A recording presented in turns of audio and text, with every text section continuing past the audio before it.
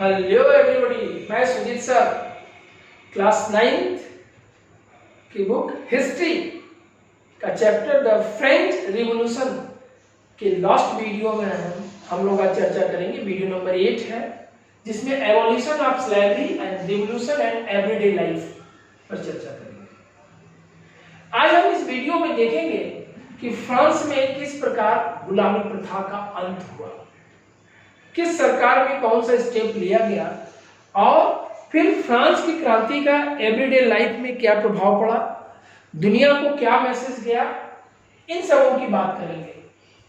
Jacobian के periods में abolish slavery system, उसके पहले बता दें कि मोनार्की सिस्टम में गुलामी प्रथा पर बंद कोई बैन नहीं था फ्रांस में। बच्चों, गुलामी एक अभिशाप कह लीजिए होता है मानवता पर। एक मानव दूसरे मानव को गुलाम बनाए, ये अच्छी बात नहीं है, लेकिन व्यापार के लिए उस जमाने में जब राजशाही थी, फर्स्ट स्टेट सेकंड स्टेट के पीपुल्स ऐसे बहुत थे जो कि बड़े उद्योगपति थे। वो अपने व्यापार के लिए गुलाम खरीदते थे।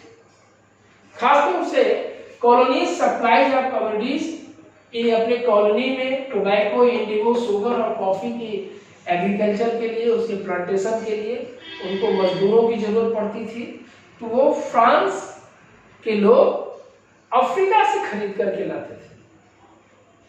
क्या करते थे? ट्रायंगुलर स्लैब ट्रेड, अफ्रीका से स्लैब परचेज फ्रांस के व्यापारियों ने किया। इनकी कॉलोनीज ये कैरेबियन आइलैंड्स में होती थी, यहां पर ये इनको सेल कर देते थे। ये उद्योगपति इनसे वर्क लेते थे और वर्क लेने के बाद कुछ नहीं देते थे सिवाय जीने के लिए। अर्थात इस बिजनेस का, टोबैको का बिजनेस, इंडिगो का बिजनेस, कॉफी का बिजनेस, शुगर के बिजनेस से मैक्सिमम प्रॉफिट एक उद्योगपति को मिलता है, एक बड़े व्यापारी को मिलता है, जबकि आम नागरिक जो कि अफ्रीकन निग्रो जिसको कहते हैं, उन्हें कुछ नहीं मिलता है। मानव ने मानव को गुलाम बना लिया था। फ्रांस में इसकी आवाज उठने लगी।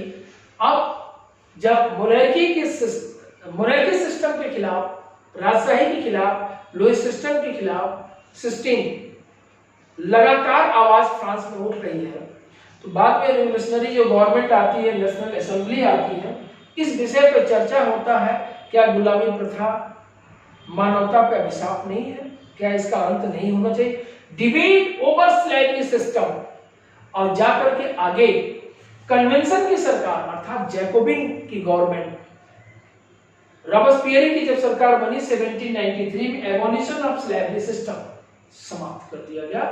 लेकिन आगे चल करके डायरेक्टरी रूल्स के बाद जब नेपोलियन का शासन आता है, नेपोलियन के समय में जब व्यापारियों ने टैक्स देना कम कर दिया, तो नेपोलियन ने बुलाकर पूछा ऐसा क्यों? बहुत ताकतवर शासक था, वो बर्दाश्त नहीं कर सकता था कि रेवेन्यू फ्रांस का कमजोर हो, फ्रांस कमजोर हो जाएगा। किसी भी देश की अर्थव्यवस्था की ताकत उसकी बैकबोन होती है इकोनॉमी।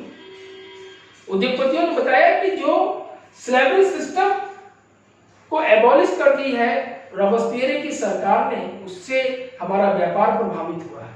जब गुलाम नहीं होंगे, वर्कर्स नहीं होंगे, तो व्यापार नहीं बढ़ेगा। जब व्यापार नहीं बढ़ेगा तो हम टैक्स कैसे पे करेंगे? यह बात नेपोलियन को समझ में आती है कि जब तक व्यापारी, उद्योगपति का व्यापार नहीं बढ़ेगा, प्रॉपर टैक्स नहीं मिलेगा। नेपोलियन ने री इंट्रोड्यूस स्लेवरी सिस्टम को फिर से इंट्रोड्यूस कर दिया और गुलामी प्रथा शुरू हो गई। लेकिन एक लंबी लड़ाई के बाद, नेपोलियन की सरकार की समाप्ति के बाद, आगे चल करके पूरे यूरोप में, पूरे अमेरिका में गुलामी प्रथा के खिलाफ आवाजें उठने लगी थी। फ्रांस में स्लेवरी फाइनली एबॉलिश्ड इन 1848। 1848 में फ्रांस में स्लेव सिस्टम पूरी तरह से समाप्त हो गया।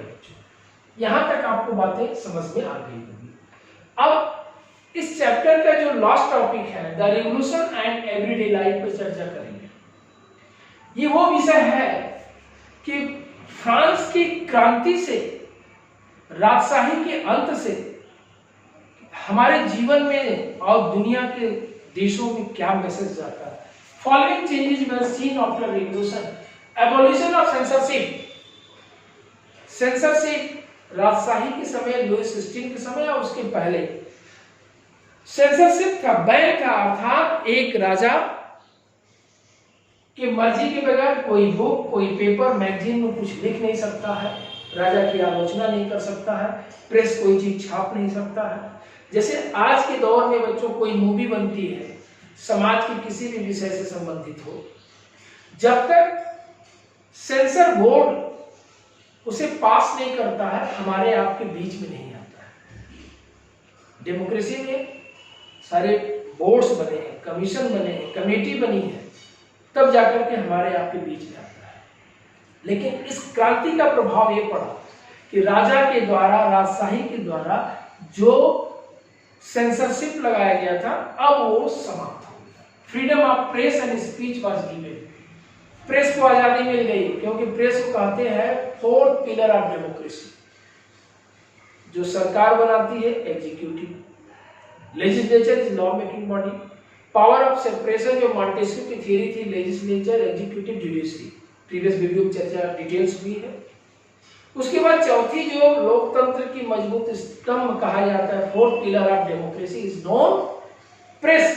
प्रेस की आजादी का मतलब कि अब हम आप अपना स्पीच दे सकते हैं, अपनी बातों को लिख सकते हैं, जनता समझ सकती है, पढ़ सकती है। और इससे क्रांति को एक बहुत जोश मिलता है, क्रांति बहुत तेजी से आगे बढ़ती है राजशाही के खिलाफ, लोगों तक बातें जाती हैं। अब अगला क्या मैसेज गया फ्रांस की क्रांति से? Liberty, equality, justice was privilege. लोगों को लिबर्टी, आजादी, इक्वालिटी, समानता, जस्टिस, न्याय, right to equal before law, इस सारी चीजें मॉडर्न डेमोक्रेसी को जो आज है फ्रांस की क्रांति से मिला। एक और चीज बच्चों, आज की जो फंडामेंटल राइट्स की बात हम करते हैं, भारत के संविधान में हमारे यहाँ आपको हमें 6 फंडामेंटल राइट्स मिले हैं। ये फंडामेंटल राइट किसी फ्रांस की क्रांति से मिले। अब कंक्लूजन में हम नेपोलियन की चर्चा करेंगे, फिर थोड़ी सी और चर्चा करेंगे। नेपोलियन बोनापार्ट को थोड़ा सा हम डिटेल देख लेते हैं कि Napoleon Bonaparte was born 1769 in Corsica of France। France के कर्सिका में 15 अगस्त 1769 को नेपोलियन का जन्म हुआ था। डेट आपको इसलिए याद रहेगा क्योंकि हमारे आजादी का दिन है, 15 अगस्त को हमारा देश आजाद हुआ था। आशा है कि आपको नेपोलियन का डेट ऑफ बर्थ याद हो गया। ये नेपोलियन नेशनल डिफेंस एकेडमी में ग्रेजुएशन की डिग्री लेता है, एक तरह से मिलिट्री एकेडमी की ट्रेनिंग लेता है। अब मिलिट्री के रूप में एक मजबूत सैनिक के रूप में फ्रांस में भर्ती होता है, एक अच्छा कमांडर, योद्धा के रूप में जाना जाता है। इतना माइंड का तेज था, इतना शार्प माइंड था कि फ्रांस की कई विजयों में इसका हाथ था। इसीलिए जो डायरेक्टरी की जो रूल्स बने, डायरेक्टरी की जो गवर्नमेंट बनी, 5 member, directory is the made up of 5 member, previous video में देखिएगा, उसमें इतना स्ट्रांग हो गया कि 1804 तक आते आते क्राउन्ड एज एम्परर, नेपोलियन खुद राजा बन गया और कॉन्कर्ड मेनी यूरोपियन कंट्रीज, बहुत सारे यूरोपीय देशों पर नेपोलियन ने विजय हासिल किया। 40 युद्धों का नेपोलियन विजेता था। यूरोप में एक नहीं, दो नहीं, 40 देशों को जीता था और मॉडर्नाइजर ऑफ यूरोप, आज के आधुनिक यूरोप का निर्माता कहते हैं। कैसे? He introduce Napoleonic code. Napoleonic code 1804 में लागू किया, जिसमें एडमिनिस्ट्रेशन की बात किया, जिसमें उसने uniform system of weight and measurement, class 10 में पढ़ेंगे और इसको एक uniform system weight and measurement का बनाया। जैसे आज हम लोग बच्चों डिजिटल का आजकल समय है, हर चीज मेजरमेंट हम तौल करके लेते हैं कांटे पर, या मेजरमेंट जो नापने की जो यूनिट है वो सब एक है, कहीं पर भी सामान लेंगे एक वेट मिलेगा। पहले के जमाने में क्या होता था, पत्थर से, मिट्टी से, किसी चीज से तौल देते थे, कम बेसी कहीं भी हो जाता था। इसके समय में फ्रांस में वेट और मेजरमेंट इंट्रोड्यूस किया गया, डेसिमल सिस्टम को इंट्रोड्यूस किया। ये बहुत बड़ी इसकी कंट्रीब्यूशन है और मॉडर्न एडमिनिस्ट्रेशन दिया, जिस पर फ्रांस के अगल बगल के नेबर्स देशों पर इसका प्रभाव पड़ा। लोगों ने इसको अडॉप्ट किया। जो कई प्रकार के टैक्स लगते थे उसको बंद किया। केवल 2 प्रकार के टैक्स लगते थे, जलवरीन कहा जाता था। और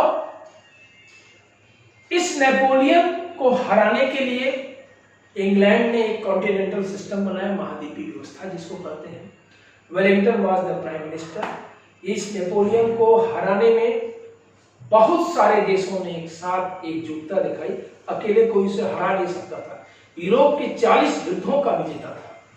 वाटरलू के मैदान में 1815 को सभी देश के लोगों ने इसको घेर लिया, नेपोलियन बंदी बना लिया गया और सेंट हेलेना द्वीप पर उसकी प्रेसी के साथ भेज दिया गया। 6 वर्ष के बाद इसके मौत के विषय में 2 कंट्रोवर्सीज हैं।